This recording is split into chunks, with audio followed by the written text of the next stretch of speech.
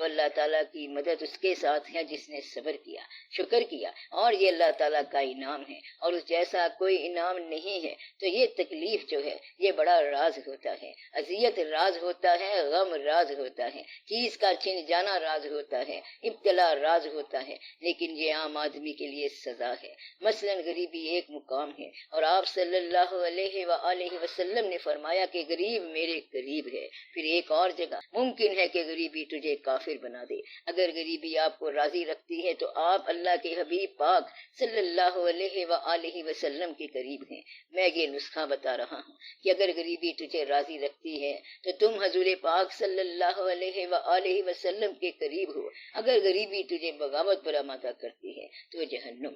لوگ اس طرح گلا کرتے رہتے ہیں کہ دیکھو وہ پیسہ لے کر کیا کیا کر رہے ہیں اور کیا ہماری زندگی ہے۔ یعنی اگر غریبی گلا کرتی ہے تو پھر یہ آپ کے لیے کفر ہے اور آپ کا ایمان چلا گیا۔ اللہ تمہیں بھی دے، لیکن اللہ کی اجازت اور حکم اس کا اپنا ہے، جس کو دے نہ دے بس یہ اس کی مرضی ہے۔ یہاں تمہاری مرضی نہیں چلے گی کہ یا اللہ تعالیٰ میں نے محنت کی اور مجھے 10 روپے ملے، جبکہ اس نے محنت نہیں کی ہے لیکن اس کو بے شمار ملا ہے۔ یہ سب اللہ کی مرضی ہے کہ کسی کو رنگ پکا دے دیا اور کسی کو رنگ کچا دے دیا۔ یہ اللہ کے کام ہے کہ کس کو کیا رنگ محبوب ہو گیا، تو کسی کو محبوب بنا دیا اور کسی کو محب بنا دیا، کسی کو کچھ بنا دیا کسی کو کچھ بنا دیا۔ چڑیا گانا گاتی ہے، مور کو مور کا مقدر ملا اور کوے کو کوے کا مقدر ملا۔ اگر آپ کہو کہ سب کو مور کے پر لگ جائیں تو یہ تو آپ نے گلے کی بات کی ہے۔ اس کو وہ مقدر ملنا ہے جو ملنا ہے، بس آپ نے اپنے مقدر پر راضی رہنا ہے۔ اور یہ بات میں نے بارہا بتائی ہے اور لکھ کر بھی بتائی ہے کہ خوش نصیب وہ ہوتا ہے جو اپنے نصیب پر خوش رہے۔ آپ اس لیے اچھے ہیں کہ آپ یہ ہیں، آپ ہیں، تو آپ اپنے آپ پر راضی رہو۔ تو جو اپنے آپ پر راضی رہا وہ زندگی پر راضی رہا، جو زندگی پر راضی رہا وہ زندگی بنانے والے پر راضی رہا، تو جو زندگی بنانے والے پر راضی رہا اس پر اللہ راضی رہا، بلکہ راضی ہے۔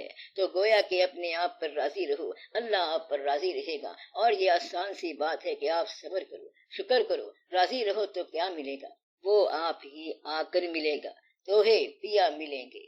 ہاں کوئی اور بات کرے۔ آپ لوگ اونچا سنتے ہیں اور نیچا بولتے ہیں، اور یہ انسان کی بڑی شان ہے کہ اونچا سنتے ہیں اور آہستہ بولتے ہیں۔ آپ زیادہ مت بولا کریں۔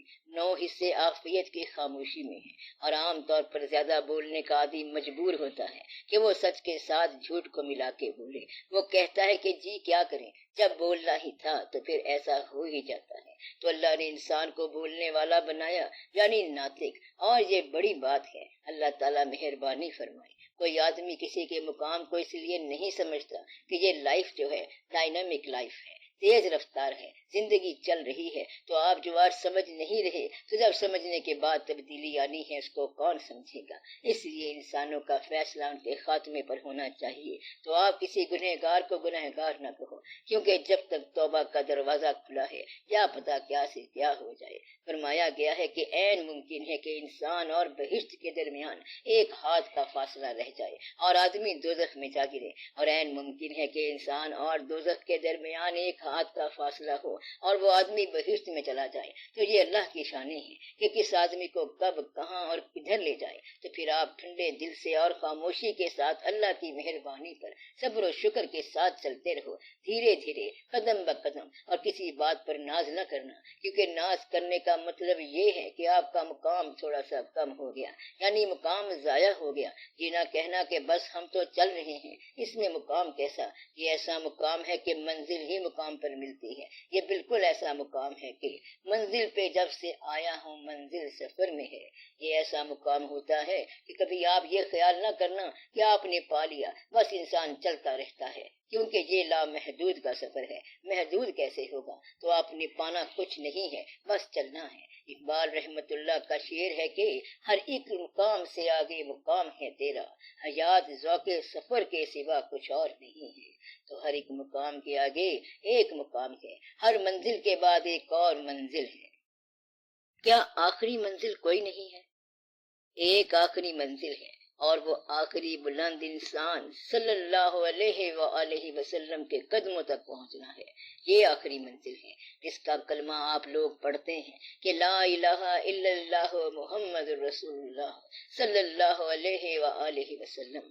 آپ صلی اللہ علیہ وآلہ وسلم کے قدموں تک پہنچنا آخری منزل ہے. اس سے آگے کوئی منزل نہیں ہے اور اس سے پہلے بھی کوئی منزل نہیں ہے. تو یہ منزل آخری بھی ہے اور پہلی بھی ہے. جب آپ درود شریف پڑھ رہے ہوں تو آپ دیکھ کر پڑھ رہے ہوں تو یہ آخری منزل ہے. زبانی اور غائبانہ درود نہیں پڑھنا ہے بلکہ درود دیکھ کر پڑھنا ہے. اجازت کے ساتھ پڑھو. یہ آخری منزل ہے کہ ساقی کی نظر سے اپنی نظر ملے یا نہ ملے لیکن پاؤں پر سر تو ہو. یہ آخری منزل ہے. تیرے نقش پاک کی تلاش تھی جو جھکا رہا میں نماز میں. اور پھر یہ بھی کہتے ہیں کہ تیرے قریب ہوئے جب سے اشک بار ہوئے. ہزار بار کہاں 100,000 بار ہوئے. ملا نہ ہم کو اگر سنگ آستاں کا نشان برنگے موج اٹھے راہ کا غبار ہوئے. تو یہ وہ مقام ہے جو آخری منزل کا ہے. انسان محو ہو جاتا ہے اور اس پر ایسا مقام آ جاتا ہے کہ اب نہ کہیں نگاہ ہے اب نہ کوئی نگاہ میں. محو کھڑا ہوا ہوں میں حسن کی جلوہ گاہ میں. یہ آخری مقام ہے اور وہاں سوال ختم ہو جاتا ہے اور سر جھک جاتا ہے. اور یہ حضور پاک صلی اللہ علیہ وآلہ وسلم کے ہاں ممکن ہے اور کہیں بھی نہیں ہے. تو آپ سب کو سب بات سمجھ آ گئی ہوگی کہ یہ آخری منزل ہے.